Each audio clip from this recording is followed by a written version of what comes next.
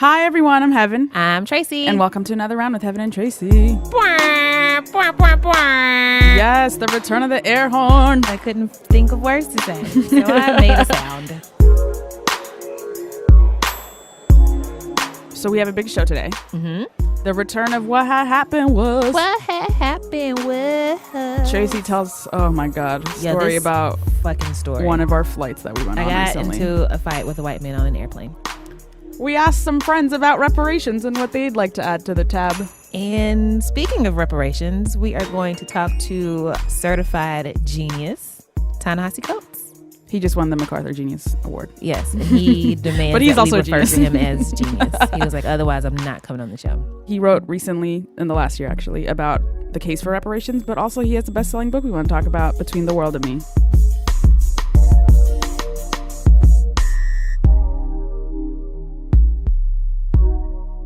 Reparations have been on our mind a lot because in our interview with Hillary Clinton, don't know if you've heard that yet, we asked her about reparations. And also today we have Ta-Nehisi Coates on, who is like Mr. Reparations himself. So I don't think he would agree with that. Well, we'll talk about it later. So they call me Mr. Reparations. Well, now they call him a genius, so he's risen above being Mr. Reparations. Anyway, we went around our office and we asked some of our friends and colleagues what is on their reparations tab. Who are the biggest like white offenders and like what are the biggest like whitest events that they felt personally like victimized by that they want reparations for? Or if you don't have any large qualms, just particular things you want to itemize, you want some biscuits in your life just for reparations, you know, we have a tab. Yeah. What would you add to the tab? I would like reparations for all the times when certain people, white people, try to relate by saying something unrelatable. I want reparations for every time I had to explain why something was racist as if Google doesn't exist. Once I was at work and this lady was like, oh my God, I saw Dreamgirls and it was really amazing. And I'm like, what is that? Just because I'm black. I could walk on a train and I see a lady sitting right there and she grabs her purse like she's really nervous. Like, I'm not gonna do anything. I can smile and she's still a little nervous, you know. It's like, hey, you know, I'm just a regular Joe trying to get to work. I would also like reparations for all the white folks who are not immunizing their children. That's rude. Just have your kids running around with the flu and polio and whatever else. When a person of color or someone with a unique name does not get fair or equal treatment in terms of a job. I would like reparations for every time a magazine acts like cornrows are a brand new trend. I would like to be paid in all of their profits and complete control of their business. I would like to receive my reparations in the form of land in Central Park that I can develop and own. I would want a Apple TV, unlimited Netflix subscription, and like Apple stocks for $1 a share. Thanks. I get haircuts every other week. It would be nice to have free haircuts every other week for all eternity. I would like the return of Yo MTV Raps. I would like to be paid in a lifetime supply of whatever weave Beyonce uses and Drake. Can I have Drake?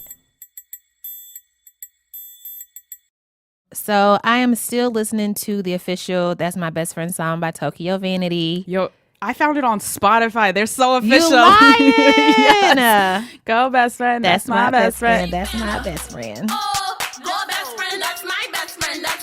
We're still accepting submissions for our best friend call-in question. Some questions we have just to get you started. You don't have to answer all of them or any of them really. Is what makes you proud of your best friend? What's something they've done recently that helped? Like, what's a fear they've helped you through recently? Or just in general, what is something you love about your best friend? Mm-hmm. So, best friends, interviewing best friends. We want to hear from you guys. We are a big fan of friendship on the show. Mm-hmm. Send us a voice memo at anotherround@buzzfeed.com. And please keep them short. Yeah, come on, y'all. Right. We can't wait to hear.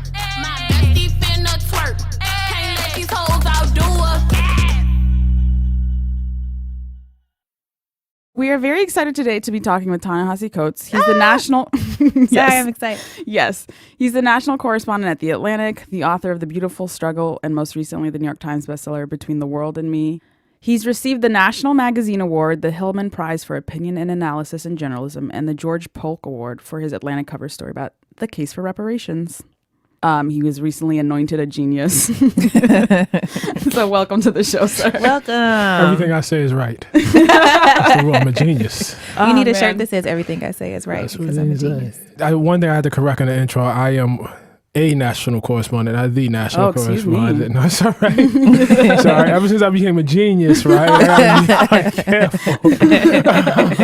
It's the weight of a genius. So we like to start our show by asking everyone, what do you do and why? I write. That's pretty much it. I write. Why? Because I can't do anything else. I really can't. I mean, it's funny, but like I was never a good student. I'm a college dropout.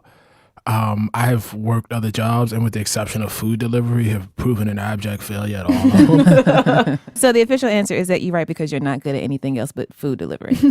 Yeah, I mean, and I enjoy it. I enjoy food delivery too. I mean, I do. And I think actually there's a connection between that and writing, because it was like, listen, Ta-Nehisi, get here at a certain time. Like get the food there at a certain time. I don't care how you gotta get it there. Just get it there at a certain time. And I would get in the car, get my little coffee, have my little bagel, and I'd be off. You know what I mean? And writing is actually the same way. I mean, as long as you don't break any laws, as long as you don't lie, and make shit up, no one cares. You know what I mean? Just get it there at the time it's supposed to get it. You know what I mean? Don't mess up the food. Same thing. Huh, you Same make thing. it sound so easy. So let's talk It about is. Between It's the simple, World and not Me. easy. It's simple, not easy. Okay. So the framing device of Between the World and Me borrows directly from James Baldwin's The Fire Next Time. Right. As I was rereading James Baldwin, I thought it was funny how you both described white people. I got it from him. It's a very Baldwinist thing to say, the people who believe themselves to be white. Right, It made me right. laugh every time. But it was kind of, I don't know, I struggle also with like thinking about the differences between what Baldwin is writing about and what you're writing about. I mean, there's a part where you're talking about Ground Zero and Bin Laden and how for Black people, Bin Laden is not the first person to terrorize that part of New York City, Right. because that's where slave auctions were held. Right. And then there's a part in Baldwin where he's talking about the Holocaust and how Black people are not surprised by white Right, people's right. capacity for terror. Right. So I was like, oh, that was too much. That's Right. too much. That's painful. And I'm wondering, in part, I guess, if white people have changed, if the way we talk about white people has changed. I think there's significantly less personal racial animus or racist animus in this country. I think that's definitely changed. I think this country is much more tolerant of individual Black achievement than it would have been 50 years ago. I think that's definitely true. But I don't know. I struggle because it's like, I think about like Baldwin was right, like about a lot of things. I think he was right, although I think he underestimated the capacity of the system to reform and, adjust. But I think he was right. And so my task in rereading The Fire Next Time several times, before I wrote this book, was to be influenced, but not to be of it, like to try to do something, not even try to do something, but to do something that was original. We all have our influences. There's no way to get away from that. I tried very hard to acknowledge that, to borrow what I could that I thought was beautiful and true, and then to impute some of myself on top of that. Yeah. But also even just in terms of like millennials. Right. There's a lot of like the narrative of this constructed category millennial. A lot of it is about like their attitudes about race. Right. Or like I think everyone stopped saying post-racial earnestly. Well, maybe not. I think so. I think you're right. But there is still this feeling that like, oh, everybody's just brown soon and our racial attitudes are different. Do people think that? I think they do. I was surprised by how much I heard that from Black people at Columbia when I went to school there. How long ago was that? When did you get out of school? Like 2 days ago. Literally 2 days ago? No, it was like 2 years ago. 2 years ago. 2 days ago. I think they're in for a rude awakening. White supremacy in this country is a fault line that extends from its birth, before the birth of the country, all the way up through the present. It may be our most trenchant and difficult evil. And I think they're in for a rude awakening. In the book, the opening quote and the title is from Richard Wright. Yes. What is your relationship to his work? Well, that's awkward because I think like the thing that people love, I actually hate. Like Native Son, I'm not a huge Native Son fan. At the same time, I love Richard Wright. The poem, which is not well known, Between the World and Me, is a gorgeous poem. And I sat up with a buddy of mine, probably when I was like 19 years old, who was an older poet, and he broke that poem down to me, and it stayed with me over the years. I think I picked that because thematically it's this notion the guy is walking into the woods, and the epigraph is just in there, but people should read the whole poem. He's walking through the woods. He stumbles on the scene of a lynching, a skull, bones and everything, and he's pulled back. And he thinks the perspective of the speaker is almost like the past can't hurt him. You know what I mean? The lynching already happened, right? Mm-hmm. But when he stumbles onto the scene, he's actually pulled back, and it's him that's being lynched. And I thought that was a gorgeous thing for the book, because history and being pulled back is such a big thing. The book is about a lot of gaps, the gaps between you and the world, between you and your son and the world, etc. But I was kind of curious about how you feel about like interpersonal gaps. So like, for example, you say, I could not save you from the unbridgeable distance between you and your future peers. Right. So that's a way you talk about the gap with your son, as if empathy has no role in there. Or what is that role in there? Well, I think like there's probably will always be random humans who feel empathetic towards other humans. But what we face in America, regrettably, is a structure that makes empathy less likely. So sure, I mean, interpersonal empathy, happens. Interpersonal empathy has happened since, we came in 1619. And it was interpersonal empathy during slavery. I mean, seriously, you can read like people who held people in bondage feeling very empathetic for the people that they held at various points. But not empathetic enough. I mean, certainly not. And I think like that's the problem now. And I think it's ultimately like a question of power. I mean, you got to feel really, really empathetic to part with some amount of your power on behalf of somebody else. And in the broadest kind of way, like in a national kind of way. And we ain't there yet. Yeah. Telling people that struggle always wins over hope. Not wins. That's not how you phrase it. Definitely not wins. The preferences of the universe are struggle over hope. Yes. That's pretty depressing for a lot of people. I don't know why. It should be inspiring. Why? Because that's what you can control. That's what's under you. That's what you have. That's what you can actually achieve. I had this show this morning, and like in my best dreams, like I'm 20 pounds lighter than I am right now, right? That may never happen. That just might not never happen. I mean, I don't, I'm not fully in control of that. Some of that's genes, some of that's the world I live in, some of that's like what, the course of my life. But I had to be here this morning at 10 o'clock. I was late. Sorry about that. I was a little late. But I had to be here at 10 o'clock. To go out and get a nice, run in, I had to get up at 5:30. So I get back, get breakfast, get dressed, and get everything together. That's all I can live in. That was my victory. I got up. You know what I mean? It can't be like the 20 pounds. Like it just can't, because that's so out of my control. That's depressing. that's what's depressing. Hope, and I would say, and I wouldn't argue just hope. I would say the problem we have in our country when we, talk about the kind of issues that, we have in Between the World and Me, is not really a problem of hope. It's a problem of hope unearned. What right have you to say that I know for sure one day everything will be better? What's the argument behind that? What's your foundation for it? I would rather take the world as it is and deal with that and have to grapple with that and maybe feel a little bit depressed about that and then come out on the other end than be fed some dream. Some bullshit. I mean, since we're here, so on this keep it out, real, right? You know what I mean? Just to like that. I don't need an opiate. You know what I'm saying? I don't need the world to to be sweetened for me, and then to go out one day and be punched in the face, especially because it's addressed to my child. To send my child out like that with a false hope, with an unearned hope. Tamir Rice was killed.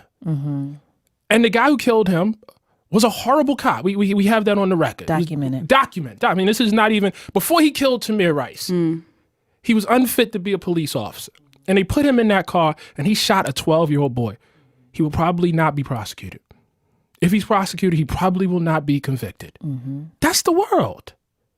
I mean, that really is the world that you live in. I don't know. I mean, and, the second thing, so you got me on a rant now. I mean, Go ahead, brother. Take your time. the Take second your portion time. of this is, listen, I'm a writer. I'm not a preacher. I'm not a college principal. I'm not a prophet. I know there are other, quote unquote intellectuals who style themselves that way. I do not style myself that way at all. It's not my job to make people feel good about the world. No more than it's Joan Didion's job to make people feel good about the world. No more than it was F. Scott Fitzgerald's job to make people feel good about the world. I write literature, and the notion that art should be judged by whether it makes you feel good or not, whether it makes you feel good about tomorrow, is absurd and infantile. You mentioned in the book how your grandmother played like a big role in your literacy and your writing skills. My mom. It's Samari's grandmother. Yes, My sorry. mom. Yeah, no, it's okay. It's confusing. And that whenever you got in trouble at school, she'd make you write about it. Yes. Do you remember what you wrote? Wow. No, but it was always like Like why, what was young Ta-Nehisi writing about? Right. why did you do it? What were you thinking at the time? It had to be really reflective. She was big on that. What do you plan to do differently? What was your responsibility in it?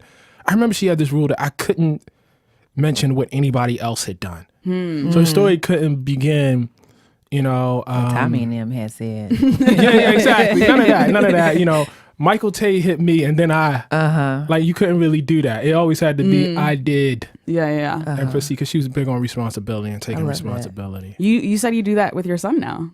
I do, but not, he's old now, so not so much. I mean, he's like 15, so we're past that. Yeah. I did. Did his responses mirror the ones that you wrote for your mom when you were younger? I think trying to get children to take responsibility. I mean, trying to get adults, trying to get anyone to take responsibility for what they've done is like a struggle. And that was a huge point of contention, but still is, between me and him. Yeah. I was very intrigued by some of the responses to this work. One of them was people doing a little finger wagging saying it's too depressing. Which these people need to go watch a Disney movie. I mean, seriously, don't read the book then. Yes. Don't read the book. It's cool. It's cool. Yeah. If you read some Harlequin novels or something. I mean, you know what I mean? Go read. Yeah. I don't know. It strikes me as kind of patronizing to tell a black person. Yeah, you should write You're not happy responding things. to this racism well. Sir, But I'm black allowed people this say that response. though. But black people say that too. I mean, that's one of the chief response from black folks. And I think one of the problems is there have been a number of writers and intellectuals who have decided that they're not going to stay in this lane and they want to be activists. And so people judge you by that standard. But that's not who I am. I write things. I think that's there's also a certain point you reach in your career as a black writer where you become everyone's go-to black writer. So therefore, not only must you write, but you must change the nation. Yes. Yeah, I hate that. Just in your spare time, if you could. Yes. Have you gotten thoughtful criticism? Yeah. What you consider thoughtful criticism? Yeah, I think most of the criticism is thoughtful. I think or what are the I was best? surprised by the amount of the gender stuff, by the amount of it. What do you mean by that? Well, it's become the main critique of the book. I didn't. What is the expect gender it. stuff? Sorry. The gender critique is that there's not enough. Well, I think, how can I fairly articulate this? I think it's written through a black male lens, but not just that. That most of the trauma that I talk about is focused on black men, and that's made to be a stand-in for black women. But there's not really a strong engagement with the particular trauma of black women. I think that's the critique. I think that's a fair rendering of it. I don't know if that's a fair judgment for your book about yourself and your son. Well, do you feel like I fairly articulated the critique though? Oh yeah, absolutely. Okay. I feel like that's a product of how people like take in black writers, meaning your one story must be representative of all black people. Yeah. But that's a recipe for bad literature. yes. But I do wonder if I think the better critique there is about how so much of your thinking about race or there's a lot of attention in the book to the body. Right. Like it begins with a quote about your body. Right. that is borrowed from feminist theory and feminist work, I think. Right, it definitely is. I've said that. Yeah. I think that's the better gender critique. So what should I say then? How would you, what's the way to address that then? I think you have articulated this. I don't know that you need to say something differently. Like, do you think I should say that more? Do you think I don't say it enough? I'm serious, and this is not a combative question. Like, I'm actually asking you. Yeah. I think especially the contributions of Black women and women of color in feminist theory have been so influential to the way we think about everything contemporary race stuff or gender stuff that it's not being drawn attention to enough. Like, at every moment, we should be drawing attention to that work. What's sad is that I got that notion. The first time I encountered that notion was at Howard University. And actually in a women's histories class, I've written that. And I thought it was absurd at the time. But it like stuck with me. You know what I mean? And as I went through the world, it became less and less and less and less absurd. But I don't even know like who my professor was reading, who she was pulling from at the time, which is like odd. I mean, it's like there's ancestry and there are things that are working on me. Like I knew it was I did understand it was a feminist concept. Like I can name like Black women historians who are very, very important to me, right? But I can't, like the theoretical stuff is a lot harder. Oh, absolutely. You know what I mean? Yeah. I mean, no, like I literally can't name for you. You know what I mean? Like I could do, something, I don't know, like silly Patricia Hill Collins, Bell Hooks, tell you what I read there, but not in the same sort of deep, seated way I can do with other things. I mean, I think that's a collective problem. Making those connections. Right. Even Obama called you a downer, though. He did? You said that. Yeah. Did I say that? Not a downer, excuse me. I think he said don't despair. He told me don't despair. Yes. Yeah. I translated that as don't be a downer. Right. You said that you probably wouldn't have written this book in 2008. No, I wouldn't have. Why?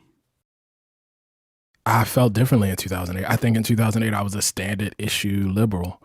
I believed in class-based strategies. I thought that the big problem in the African-American community was that there were too many poor people. And that if you address the broader issues of poverty, you could, I probably felt like Obama feels, I mean, you could deal with the race question. I objected less at the time to his respectability politics. I thought it reminded me of stuff that, I didn't agree with it, but it was stuff I'd heard all my life. And so a huge influence was getting the blog at The Atlantic.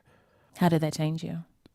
It put me in conversation with people who were a lot smarter than me, frankly. I had a period of time that I missed desperately from about 2008 to about 2012. It started to end around 2012. And about 2013, 14, it really was gone, and it's really gone now. And that was a period where no one really cared what I said. And there wasn't this pedestal. People put you up on a pedestal, whether you want it or not, by the way. Whether you want it or not, they put you on a throne. It was much easier for me to mix with other people, particularly in the comments. And so I could go to the comments on my blog and people would suggest books and they would say, you should read this, you should check out this. Have you read this? Have you thought about that? And it was beautiful. It was a really, really beautiful space. A lot of that stuff changed me.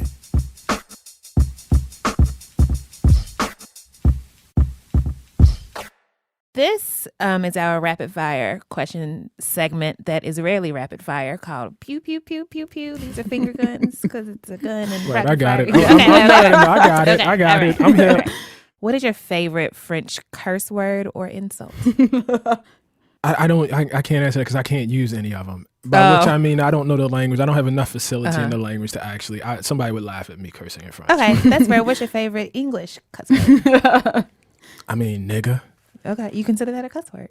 I think most people do. It's the type of thing you don't say in public company. That's true. But nigga is a great word. It's the best word. You recently moved to France. Have you listened to Niggas in Paris yet? Niggas in Paris. That is easily the only reason I would go to France. To listen to Niggas in Paris. Yes. It's such a good song. How was it not the first celebrate thing that you had on your to-do list? Oh my God, sir, I'm disappointed. I've been going back over that album, and I'm such a late comer to that album. What a great album. I think I would agree. I think I was hating at the time. Kanye It was West. a lot. I can confess to that. I was like, it's so ostentatious. It was all a lot too, and it was coming on right at the heels of the last one. It was like I just can't. And then there's Kanye, the persona, and you gotta kind of to get him, because I've been on this thing now where I really need to evaluate art on what the artist is trying to do, and you have to almost divorce yourself from all the interviews, all the everything, all the hype, and just listen. Yeah. Just listen for a second. You know what I mean? It's a beautiful album. I agree. So we were talking earlier about struggle versus hope. And Yes. you spend a lot of time in the struggle arena compared to the hope arena. So how do you take care of yourself? What's your self-care routine when things are getting a little too heavy? Like how Right. do you... All right. Writing is awesome. Writing is self-care. I mean, imagine having to sit here with all of that bottled up inside you. You just walk around angry. You know, it's like Chuck said, when I get mad, I put my pen on the pad. You know what I mean? That's what it is. I write. Yeah, I remember those days when I did that. And I was like, You need to this get is back hard. to it. Get back I to do. it. You I lose it, need man. to. I You know lose it. it. I know it. What was your Absolutely. most embarrassing 90s fashion moment? Is there anything you look back on like, what was I doing? Probably everything, right? I mean, everything. I don't know. Ain't too many pictures of me in the 90s. Oh, So I don't know. Is that a good thing?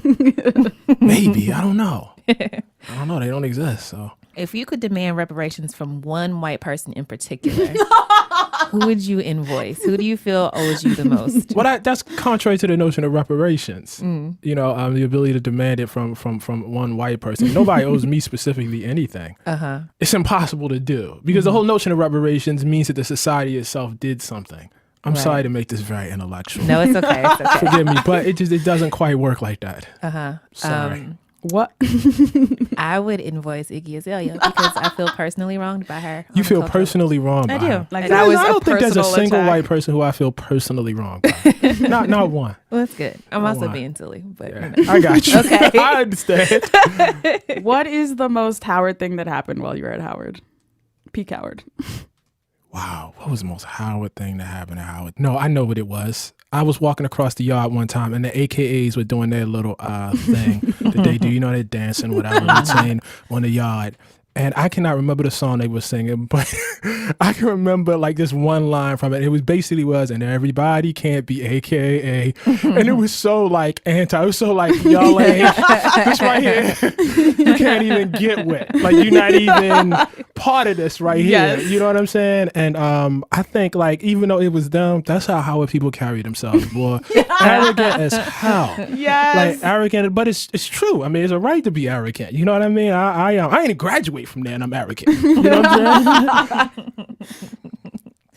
What is your earliest memory? Well, that's tough because it's like, how about this? My earliest verifiable memories when I was 5 years old, I chipped my tooth. How? I was playing outside in the snow and I chipped my tooth. And that's like, I have memories before then, but I know that happened and I'm not sure about the other ones. We have two last questions. One, what does Obama smell like? Tracy's favorite question. Yes. I have no idea. How would I know that? You met him several times. How would I Right. know what he smells like? Because you have been in close proximity to I haven't been in that close proximity. Not Have you that been close close. enough to like shake his hand? Like I couldn't tell you Y'all what were Tracy chopping it smells up. like. Like I couldn't tell you what. Like I could tell anybody what you smell like. That's my about gosh. the distance. Who answered? Has somebody answered that question? Several people. have answered They this don't know. question. David Simon did. David Simon said he smells tall. Oh, I like that. A little abstract. Yeah, he did get abstract with Okay, he smells optimistic. Smells like hope. It smells like hope. Smells like hope. If people had the capacity to know more than one contemporary Black writer besides Ta-Nehisi Coates, if it were possible. who would you recommend they start reading? Can we not just do one? Can we do like 5? Yes, several, please. Okay. If it was just one, I hate being cliche. I would pick Isabel Wilkerson easily. I don't want to be cliche here, but like Toni Morrison, it's cliche because everybody knows who Toni Morrison is, but it's just if you haven't read Toni Morrison, you don't understand American literature right now. I read Americana, and I know she's not African American, but that book, good Lord. What people don't know about me is I'm actually like a romantic. I know no one would know that. See that in between the world and me, but I love great romantic comedies, and that book is like something that people don't do anymore. And it's a straight like Jane Austen, Edith Wharton, George Eliot. You know what I mean? Old school joint, and I love I love that. I don't say that in any sort of condescending way. I blogged about all of those authors. But she flipped it and turned it into this big like epic, you know what I mean, of the diaspora. That is an incredible book. One of my huge influences is poetry. I gotta name some poets. Yusef Kouminyaka I would strongly, recommend people reading Yusef Kumanyaku, who's just an incredible poet. Well, I can only answer this personally, and Thavolia Glyph's book, Out of the House of Bondage, which is all about violence that house mistresses inflicted on enslaved Black women, is incredible. And it's incredible because it goes against a common stereotype of the house mistress as somehow being milder than the house master. So this idea that which if you think about it, is almost a little sexist, the idea that women can't dole out violence in the same way. I mean, it's tough to name, like, after James Baldwin, like what do I say, the number one influence on Between the World and Me, but it's high up there. It's really, really high up there because the book is so physical. And the book is just all about the body. And it's like, I mean, vicious stuff, like pokers in the eye, you know what I mean? People beating people with, like, cattle whips. I mean, women too, like, you know what I mean? And it really shows you, that, like, the capacity of violence is human. It's not gender, it's a human thing, you know what I mean? And at the same time that, like a system of enslavement corrupts everyone. And there's no mild-mannered ladyhood that will exempt you from that. And when you see that, then you can understand how much violence has really, infiltrated, the fabric of white supremacy and how key it is. It's a great book. It's a great book. More people should read it. I'm definitely going to read it. Yeah. Short too. Like, I think like maybe 200, 250, but you get through it in like a week. Won't be a fun week. But. One last question. Sure. What is your favorite rom-com? Yes. Oh, I don't know if this qualifies, but it's got to be The 40-Year-Old Virgin. Does that qualify? I think that qualifies. Is there not enough romance in The It's a 40-Year-Old love story. Virgin? Yeah. I love that. Yeah, no, I think I love Steve Carell. I mean, it's cliche, but I think Four Weddings and a Funeral is great. I think it's like that's more of a traditional rom-com. I think Four Weddings and a Funeral is a perfect film. It's tough because some people don't think 40-Year-Old Virgin is actually a rom-com, but I think of it as a rom-com. I think it counts. We'll accept it. Thank you. You're welcome. Thank you. Ta-Nehisi Coates, thank you so much for coming out. Is there anything that you're working on that you would like to plug? Where can people find you? I'm on book tour right now. Are you on the internet? Perhaps Twitter? I am, but I'm off right now because I'm on book tour and I'm trying to, which is actually oddly enough a great time to write, like in the downtime. So probably less so on Twitter right now. So where can people find your book tour steps? I don't know. You should probably fix that. I know. I'm so sorry. You know what? You can meet him at in the a major Atlantic. city near you. Google, motherfucker, Google. And in the remaining Barnes & Noble in your city. Yes. Yes. And you can find him on Twitter when he does return at Ta-Nehisi Coates. That's it. That's it. Thank you so much for stopping by, sir. Thank you. We really Please come appreciate your back time. again. Sure.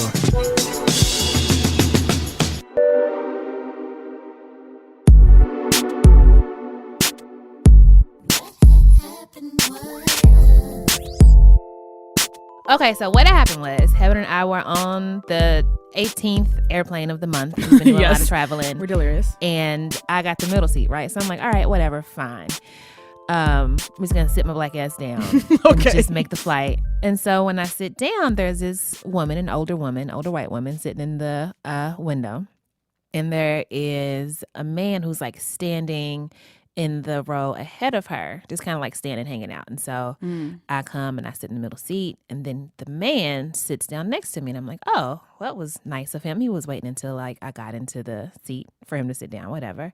And I'm making small talk with the lady, and then the lady and the man who's sitting to my right, they start talking, and it becomes evident that they are married, right? Oh, no. So I'm like, oh, does somebody want to trade me seats so you can sit together? And they say, no, she likes the window seat. I like the aisle seat. So we bought these tickets purposefully this way. To which I'm like, translation, we're just going to keep talking over you. Right. So I'm like, all right. Might be a little uncomfortable, whatever, but I'm going to get through it. The woman's name is Deb. Man's name was Mike. I got to know them very well. Oh, my God. Mike was like, he couldn't get like the Wi-Fi to work, and he didn't understand how like the outlets on the plane work. This was JetBlue, by the way. So there were outlets and there's Wi-Fi. And so whenever he couldn't do anything, he like turns to Deb. He's like, Deb, what did I get? Blah, blah, blah, blah. And he starts making like these ridiculous hand movements or whatever. They decide to start drinking. And so like they're passing drinks back and forth across my lap over my MacBook, which is open and on the seat back tray. And at one point, they tried to, like, they saw that I was frustrated. And so instead of passing the drinks right in front of my face, they tried to pass them over my head. Oh, my God. So then not only would my MacBook get wet, my hair would also get wet. Thanks a lot, Mike. Love and when Deb. vodka gets in my hair. Oh, man, it's just such a great My moisturizer. The conditioning properties of vodka, listen. And I'm just like, you know what? It's a full flight. There probably aren't any other seats available. I'm going to just sit here and I'm going to chill, right? So everything was fine up until a point. So if you follow me on Twitter, you know how I feel about armrest situations on airplanes. I have a What does that theory mean? that women are much, much more likely, even if they do use the armrest, to share it, right? Oh, I mean, they take yeah, up I believe very that little easily. room. Yeah. Men, they assume that any space that they want is theirs. They always claim an armrest. And I'm always like, fuck you, sir. I have as much claim to this armrest as you do. We just gonna have to I have will it fight out. someone about an armrest. Absolutely, absolutely. And the armrest is what triggered the fight, right? So I'm typing on my computer, and Mike decides that he wants to go to sleep. So he leans over towards me to like lean on that particular armrest. Oh, no, Mind you, he's no. on the end. He's on the aisle, so he has a complete armrest to himself, right? So I'm like, no, you're not gonna pass shit over my computer. Also, get two armrests. Who the fuck are you? No. We pay the same amount for these seats. You're not gonna like get any special treatment. So he's like slowly like trying to edge my elbow off the armrest. And I'm like, nope, not gonna happen. I will box you out, sir. Listen. And so like I started like typing really dramatically so that my elbow would move a lot and like poke him sort of. And like he keeps leaning over, like he's damn near like laying on my boob at this point, right? And so I very politely tap him on his shoulder. Mind you, he's probably like in his 60s, maybe. Mind you, like this is early also 70s. hour 4. Right. So we are thousands and thousands of miles up in the air, right? And I've taken all that I could take. So, and even still, I was still very polite. I tap him on his shoulder. I say, sir, it's kind of hard for me to type with none of the armrests. As soon as I heard words coming from ahead of me, I was like, oh no, she's It's had going it. down. It's She's going had it. down. Honestly, I had my headphones in and I was just irritated watching it happen. It's like, how is she dealing with this? And then as soon as I heard words, I was like, it's over. She's It's about to go over. down. And so me being very polite, and he's like, well, you've been hogging this armrest and blah, blah, blah, blah, blah, blah, blah, blah. And I'm just like, sir, are you serious? He's like, yeah, I'm serious. I'm like, okay, sir, you have another whole armrest on the other side. He was like, well, the way I see it, you're in the middle seat. Half of this is mine. And that's when he said that shit to me. Those aren't the rules of an airplane. No, not at all. So I'm like, okay, so you get an You don't armrest. get one full 0.5. Exactly. That's not how it works. He was like, and I was like, so is that how you think this works? He was like, yeah, you're in the middle seat. That's what it is. I was like, okay, let's talk about why I'm in the middle seat, because you and your ditzy ass wife, I didn't say that, but I wanted to, because she was cool. She was She chilling. was aloof as fuck. She was. And that's how you know that he's just a horrible person who does this all the time. Oh yeah, She, it at was one straight up. point- It was like a Solange situation where Yeah. everyone in the elevator was just watching it happen. She's right. like, "Oh, that just happens That's sometimes." just Mike. That's There just goes Mike. again. I'm At just one Deb point, over she here. was like, oh, Mike. And then she said nothing barely. else. I know. And so I'm like, let's talk about why I'm sitting in the middle, because you very rudely bought 2 seats on either side of the middle chair. So I had to sit here with you passing stuff over my very expensive work laptop and in my face. It was very rude of you to do that, first of all. Second of all, you're just being a jerk right now. Like, I've sat here and I took as much of this as I could, but this has been the worst flight I've ever been on. I can't believe that you're an adult acting like this, blah, blah, blah. And the whole time you're just like, rah, rah, rah, rah, rah, rah, rah. You need to do this, blah, blah, blah, blah. Yeah, he was blah, blah, giving blah, you blah. like all get off my lawn dad vibes. Oh, absolutely. Grandpa vibes. Absolutely. And so then here come the flight attendants. And I'm like, okay, so now it's an official scene. Oh, cool. I mean, it is because it escalated quickly. It did. It escalated The so volume went quickly. high quickly. Yes. I mean, I don't care who you are. I don't care where we are. You're not going to talk to me any kind of way. Oh, And absolutely. just- I'm not saying you were the only. Yeah, no. I'm not saying escalator. that. Yeah, but I'm just explaining why. I was like, I went toe to toe. So then a with this flight dude. attendant Yeah, so came the over. flight attendant Bless comes this over. man's heart. It was a black The dude. thing is, though, okay, I had been watching how he interacted with every single person on the plane, and every single flight attendant had looked at him and been like, "This motherfucker." They had So they done the already knew. pull ear thing, like, "Watch out for that Right, one." watch out for this so dude. he was already a problem. Right, so they he was already doing the knew. most already. Before the daggone flight even took off, they already knew. So he came over, and I could see him roll his eyes because he's like, Yes. "This fucker again." Right. He's like, what's going on here? Is everything okay? I was like, no, everything's not okay. So I told him, I was like, you know what? He's been very, very rude the entire flight, blah, blah, blah, blah. then I told him like how they bought the seats, and the dude was like, "That's very rude, sir. Why would you do that?" He was just like he couldn't believe that they bought the seats that way. He came through. He did came. His name was Roosevelt from JetBlue. I appreciate you. I hope you get a raise very soon. He was very patient. He was so patient, and then like the dude is just like going off, and so the flight attendant is like, "Okay, obviously we have to like separate you. We have to move you." I was like, you know what? Since I'm obviously the most mature one in this outfit, I will be the bigger person. 33-year-old me compared to 75-year-old Mike. I'm going to be the bigger person. I'm going to be the mature one. I'm going to collect my things and I'm going to move. I apologize to everybody around me on both of our behalves. I was like, since one of us is not going to have the maturity or the manners to do it, I apologize on behalf of both of us. Roosevelt held it all the way down. He also pulled him aside. He's like, all right, we're going to have to talk to you. Right. He was like, come like chill. Like, she's going to move, but we also need to talk to you. Right. I'm trying to like de-escalate. I'm trying to get my stuff. And he's just like, I'm just going off. Yeah. So I collect my belongings. I go up to the front. Coincidentally, I think I got like one of the more space seats. So I was cool. I was chill. And then like, I guess like the head flight attendant came over or whatever. He was like, okay, so what happened? So I told him what happened. And he was like, oh, we could have moved you. You know, it's a very confined space, so we can't have like incidents happen. He was like, you should have said something. I was like, well, listen, first of all. They said it was a full flight. They said it was a full flight. Excuse me. They said it was a full flight. And I was like, beyond that, I'm an adult who knows how to like deal very well with uncomfortable situations. Like I was never like, oh, this is ridiculous, I'm not going to make it. You know what I'm saying? I can deal with being inconvenienced to a degree. And he was like, well, would you like a glass of wine or something? I was like, yes, absolutely. Oh, man. So he came by and he slid me a little glass of one of those little bottles of wine. And then, like, before I could even get it open, he came by and he just, like, slid me another one. And I was like, bless your heart, sir. Yeah, he was so great. Yeah, the JetBlue crew really held it down. And then there was another guy who was dressed in, like, civilian clothes, but I think he worked for the airline. His name was Fabian. He was like, I'm going to go and get your roller bag that I had up in the overhead storage compartment. And he was like, I'm going to bring it up here so you don't have to go back and like see him later. Literally like, everyone on the plane knew he was trash. Everybody knew that he was trash. And they just went out of their way to like accommodate me. And I really, really appreciate it. When he got back to his seat from being lectured, he was like grumbling like peak old man, like, oh, they don't even respect older generations. I was like, sir, what? You're trash. Oh my gosh. Just because you're old doesn't mean you can't exactly. You can be trash. You can't do like whatever you unmitigated want. Trash. Especially on an airplane with strangers. I don't owe you anything. Get out of my face forever, Mike.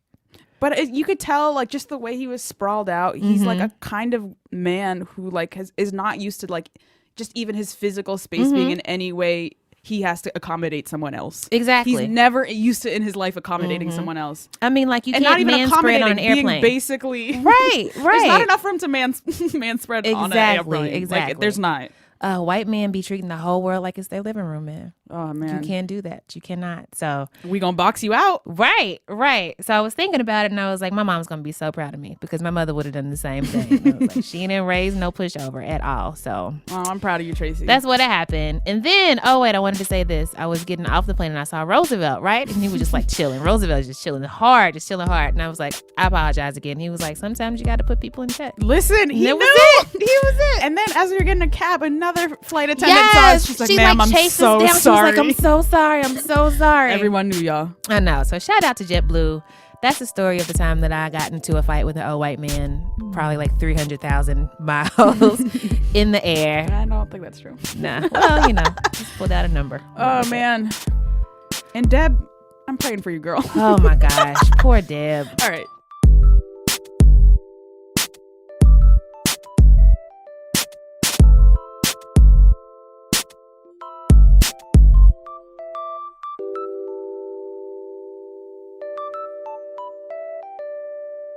Haven't guessed what time it is. What time is it? Time to buy a round. Who's your round for this week? This week I am buying around for puzzles. Yay! You guys, I love puzzles. So I'm very, very, very salty right now because the post office keeps not delivering my package. Go off, Heben, go off. And you guys have ordered this glorious 1,000 piece puzzle of Starry Night. So you know that shit's going to be mad difficult because it's mad blue. So I was very hyped to do that and enjoy myself this weekend. Relax a little. and it didn't come again. That's you know the what? worst. I'm a fan of the post office. They usually do their job. Their job is pretty hard and they deal with a lot. But right now I'm a little heated. I want to enjoy my puzzle. So yeah, shout out to puzzles for bringing me joy in this world. It's like a very literal, like, it's the one area of life where the pieces fit and it feels like everything's possible. That's beautiful and also kind of sad. It's very depressing. I'm a parody of myself. Shout out to true, puzzles. though. It's That's just very, like very there's true. no other realm in my life where I'm like, even though this all looks indecipherable or it's hard to distinguish that one feeling from the other, Yeah, there's a greater possible. reason for this. Yeah, There's a greater reason for why we're alive. true. There's a reason for hope. I Ooh, you wouldn't know go what? that far. Well, I mean, The pieces fit.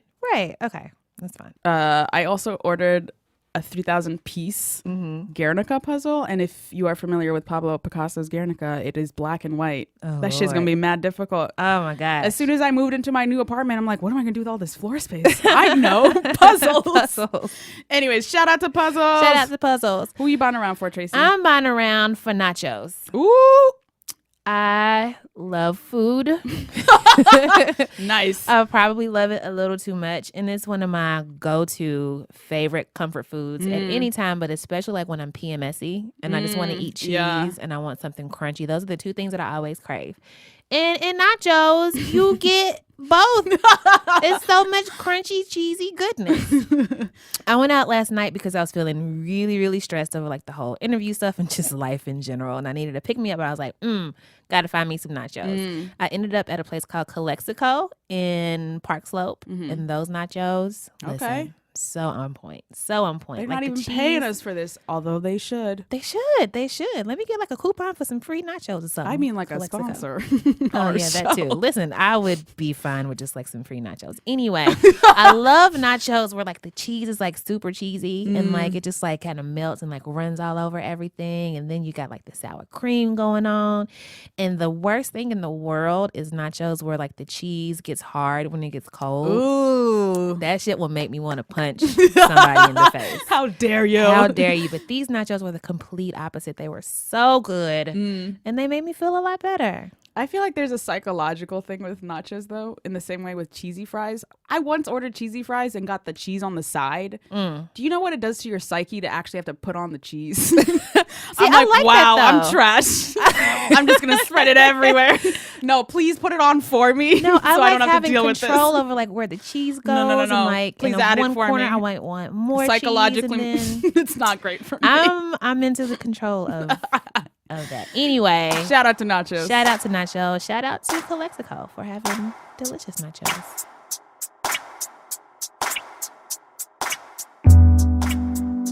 Tracy, we did it. Oh my God. Thanks so much to Ta-Nehisi Coates for stopping by. This episode is produced by Eleanor Kagan and Meg Kramer with editorial oversight from Jenna Weiss-Berman and production help from Julia Furlong. Ow. Also, a big thank you to Paul Ruest at Argo Studios. We have missed you so much, Paul. Paul's giving us peace signs in the background. Thank you to our in-house musicians, Jean Gray. You can follow her on Twitter at Jean Greasy. And thank you to Don Will of the almighty Tanya Morgan. You can follow him on Twitter at Don Will. That's DONWILL. Thank you to my favorite Optimus Prime for holding it down this episode, per usual. Thank you to the Tracy. Yay. As usual, you can find us on Twitter. I'm at Heaven Rants, Heaven the noun, Rants the verb. I am at Brokey McPoverty. Brokey the broke and McPoverty the McProv. The McProv. If you like our show, please rate us on iTunes.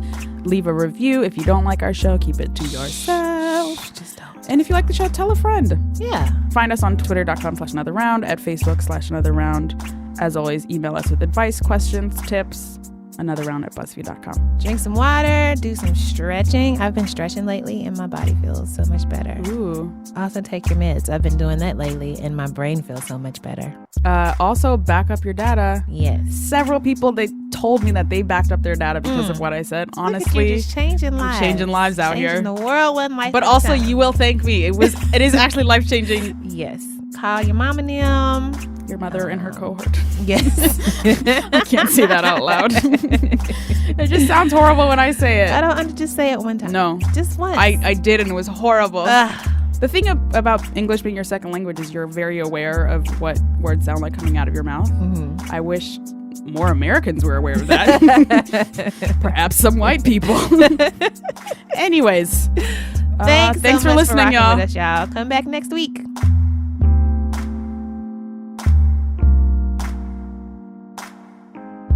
Time for my favorite question. Sure. If your belly button could talk and had its own personality, Oh, Jesus. what would you name it? You guys are tripping. My belly button's name would be Veronica, if anybody's interested. Okay. It's a stupid name. Everybody name